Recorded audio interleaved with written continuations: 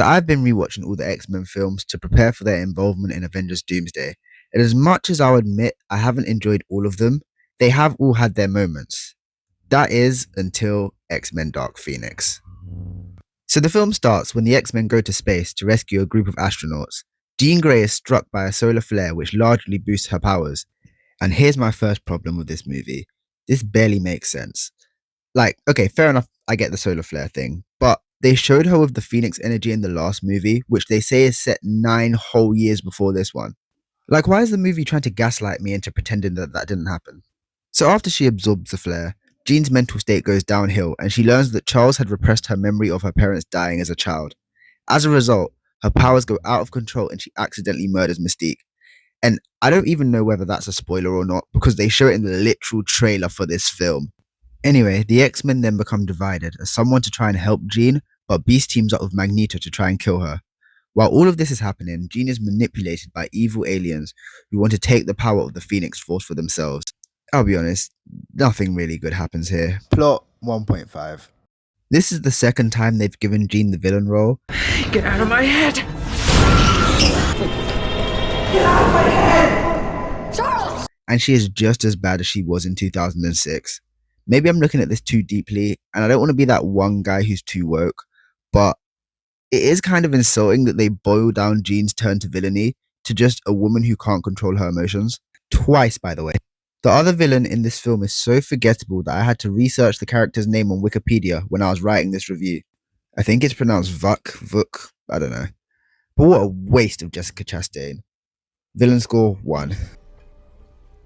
I'm not like them. Same, please. Compared to last time, at least they get the space origin right. During my research of who Vuk, I really don't know, guys, who that was, I learned that the alien it's based on is on a race from the comics called the Dabari, whose star system was destroyed by the Phoenix Force. And the same thing happens in this film. Only difference is, I think they were all dead during the Dark Phoenix storyline in the comics. Like, I don't remember a single one being there. Also, what happened to the great suits shown at the end of the last film? We see an attempt of the new X-Men suits when the characters go to space, but damn, they just look so cheap. And then the rest of the movie just has them wearing plain clothes throughout. Like, look at this, they have no uniform, they're just wearing clothes. Like, I wouldn't even be able to tell that this is the X-Men. Like, was any time and effort actually put into this movie? Comic accuracy, 1.5. I think the biggest issue of this film is it's just so boring. How do you make the Dark Phoenix saga boring? Twice! There's genuinely no part of this film where I would go back and say, yeah, this was cool, I'd watch this scene again. Unfortunately, this film was made during a weird time for the X-Men. 20th Century Fox was in the process of being bought by Disney, so it seemed like no one really gave a damn about this film. And it's like you can literally feel it. Like, this is not a new cast. Some of these actors have been playing these roles for 8 years, and they've previously excelled in these roles. But it's like, no one wants to be here. There's not even a good Quicksilver scene in this film. They injure him like halfway through, and he just sits on the sideline somewhere. Like, they really massacred my boy. Rewatchability, 1. If I'm being really honest, X-Men Dark Phoenix might actively be one of the worst things I've ever had the displeasure of watching. It's one of those projects that I can only assume was made to fulfill contractual obligations, because it feels like everyone was forced to be there. I'll be honest, if you are planning to watch this franchise and are using my reviews as a way to start, my advice is just stop at Apocalypse. That wasn't the best either, but it still had more enjoyable scenes. Final score for Dark Phoenix, 1.125.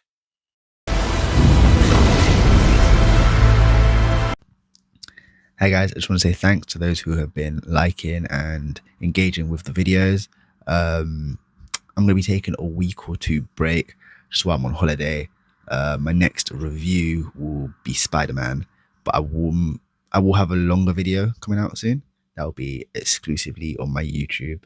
Well, I might break it out for the TikTok, but mostly on my YouTube. So yeah. Also, since we know the X-Men are coming to the MCU soon, what do you guys want to see from an MCU X-Men team? Who do you think the roster should be? Who do you think the villain should be? What do you think the plot should be? Do you think it should be like a bit more like the Fox movies, or do you think they should be a lot more comic accurate? Just let me know in the comments below. All right, peace.